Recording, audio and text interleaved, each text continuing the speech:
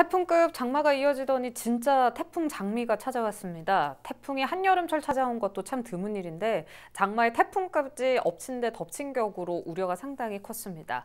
하지만 큰 피해 없이 태풍의 세력은 약화됐는데요. 취재 기자와 함께 이번 태풍 관련해서 자세한 이야기 나눠보겠습니다. 네, 장 기자, 저희가 태풍특보 진행하면서 내내 마음 졸이면서 지켜봤잖아요. 네.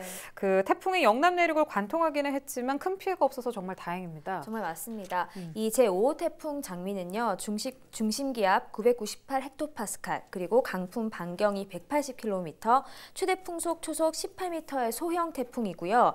바다의 수증기를 가득 머금고 북상을 했었습니다. 국가태풍센터는 이 태풍 장미가 지난 7월 한반도를 지난 태풍 다나스와 강도와 진로가 비슷하다고 분석을 했었는데요. 네. 지난해 7월 북상했던 다나스를 생각해 보니까 이때 경남에만 400mm에 가까운 비를 뿌렸었고요. 침수 피해 한 명이 사망하는 일도 있었습니다. 그만큼 이제 태풍이 소형이지만 세력이 좀 컸고 비슷하게 분석이 됐기 때문에 소형이더라도 더군다나 한 달 내내 장마가 이어졌죠. 저희 같은 경우는 이미 물러진 집안에 역대급 피해가 올 수 있다, 이런 우려가 컸습니다.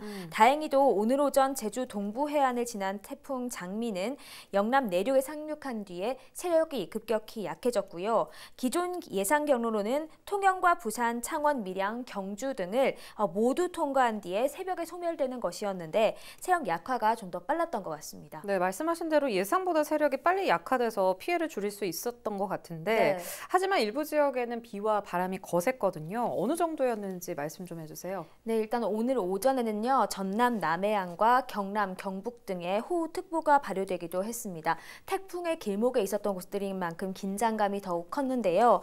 태풍이 본격적으로 상륙을 하면서 오후 2시 10분쯤 통영 남동쪽 거제도 남단에 상륙한 이 장미는 일시적으로 순간 최대 풍속 초속 26.2m의 강한 바람을 가져왔습니다. 부산 중구도 순간 최대 풍속 초속 20.9m의 강한 바람이 불었습니다. 강수는 경남 서부 지역으로 중심으로 이어졌습니다. 합천 가야산의 강수량이 127.5mm, 산청이 127mm, 그리고 의령이 74mm를 기록했습니다. 상대적으로 경남 동부 지역보다 서부 지역에 많은 비를 뿌린 셈입니다. 하지만 다행히도 태풍이 금방 지나갔고요. 세력이 약한 탓에 큰 인명피해는 없었습니다. 더 중요한 것은요, 이미 산사태나 침수 피해 지역이 있었던 곳인 경우에는 이번 태풍 이외에도 또 이렇게 비가 내릴 경우에 약해진 집안으로 언제 어떤 피해가 생길지 모릅니다. 때문에 저지대 침수 지역, 또 산사태 위험 지역 등 이렇게 호우에 문제가 생길 수 있는 지역에 계시는 분들은요, 앞으로도 기상 정보에 각별 유의를 하시고 특히 여름철 물놀이객들, 야영객들도 기상 정보를 꼭 참고하고 현장에 가시기 바라겠습니다. 네, 알겠습니다. 장 기자, 오늘 여기까지 듣겠습니다. 고맙습니다.